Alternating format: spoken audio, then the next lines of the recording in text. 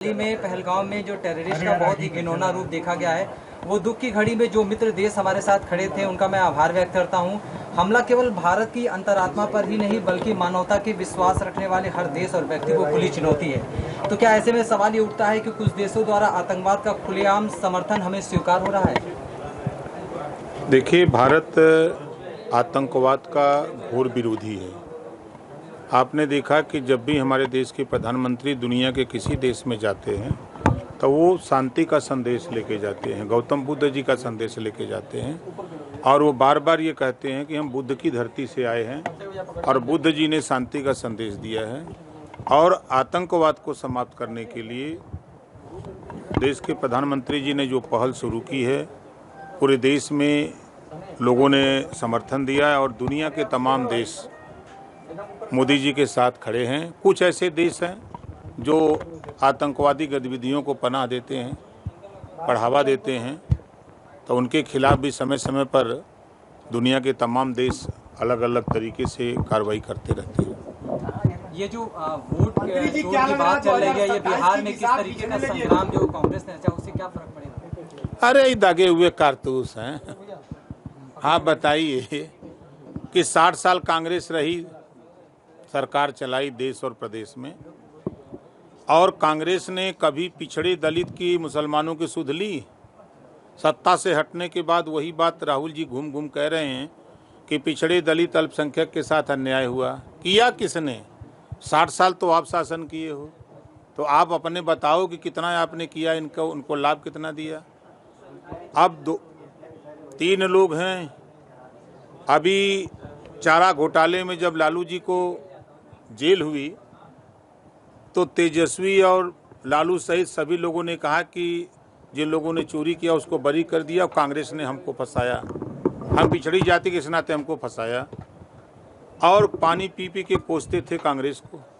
आज उसी कांग्रेस के रथ पर सवार हो गए हैं। अब आते हैं, एक यूपी से नेता गए हैं बिहार।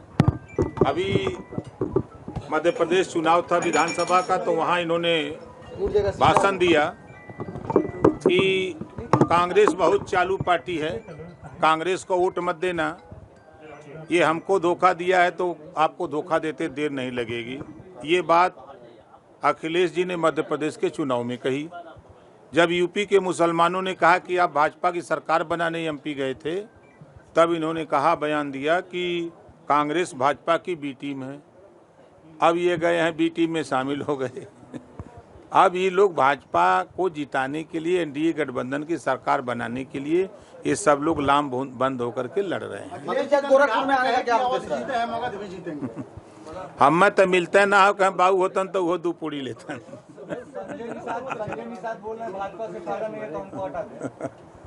देखिए, डॉक्टर संजय निषाद जी एक बड़े नेता हैं, पार्टी के राष्ट्रीय अध्यक्ष हैं, प्रदेश के कैबिनेट मंत्री हैं। उनकी बिरादरी के कुछ नेता हैं जो उनकी बढ़ती हुई लोकप्रियता से परेशान हैं। कौन है वो नेता जो भाजपा में है, बता रहे हैं?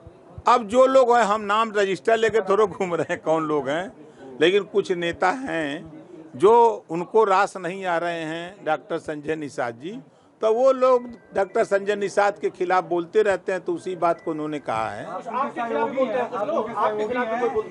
आरक्षण की बात करते हैं, अभी तक आरक्षण में 27 का चुनाव नजदीक आने वाला है। निषाद समाज हमेशा, देखिए, 2 चीजें हम आपके सामने रख रहे हैं। 1993 से सुप्रीम कोर्ट के आदेश पर पिछड़ों को 27% आरक्षण मिल रहा है। ये मिल रहा है ना, 27% आरक्षण को बांट करके सभी लोगों को मिले, पिछड़ी जाति के जितने लोग हैं। 2001 में माननीय राजनाथ सिंह जी ने हुकुम सिंह जी के नेतृत्व में सामाजिक न्याय समिति बनाई। समिति की रिपोर्ट आई, तब तक सरकार चली गई। 19 साल लगातार सपा बसपा की सरकारें थी, इन लोगों ने ध्यान नहीं दिया उस पर। फिर जब 2017 में सरकार बनी तो मैं भी सरकार में शामिल हुआ, तो इसी बात को लेकर शामिल हुआ था कि 27% आरक्षण को बांट दिया जाए।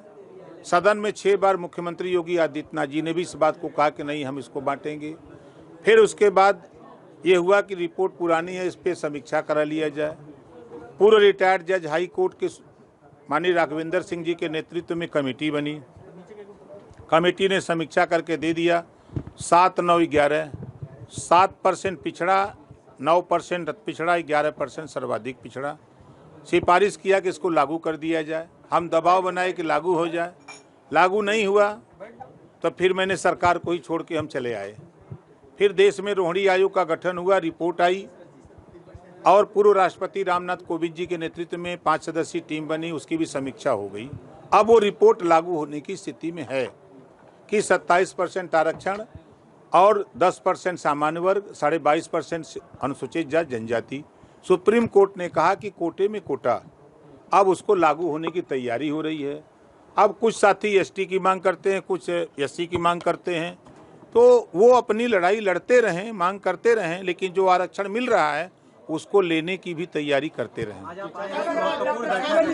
बारी बारी। डॉक्टर संजय निषाद ने जो कहा है कि कुछ आपके भी साथ लोग लगे हुए हैं और आशीष पटेल जी के साथ, उनके साथ, तो क्या लग रहा है, आप उनकी बातों से सहमति में हैं उनकी? मैं कह रहा हूं कि कुछ जातियों के नेता हैं जो बढ़ती हुई लोकप्रियता से परेशान हैं। अरे हर जतिया में है कि हमारा जतिया का कहा था कि गठबंधन भाजपा तोड़ दे अगर चाहे तो। नहीं, देखिए उन्होंने कहा कि जिनको बुरा लग रहा है, उन्होंने ये थोड़ा कहा, उन्होंने ये कहा कि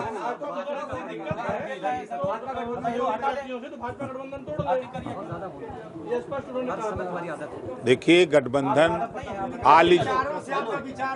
नहीं, देखिए आप लोगों के सबके प्रश्नों का एक उत्तर है, आप लोगों का चैनल कैसे चलेगा? नेता अगर कुछ बोलेगा नहीं तो नेता को कैसे दिखाओगे आप? देखिए हम लोग एनडीए गठबंधन में हैं और गठबंधन ऑल इज वेल, कोई दिक्कत नहीं है।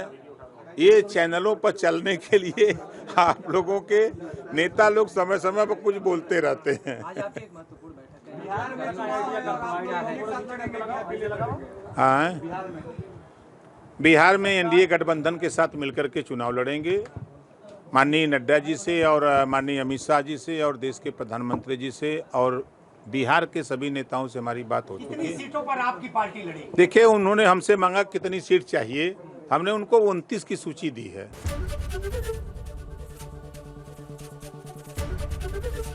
एबीपी गंगा, खबर आपकी, जुबान आपकी।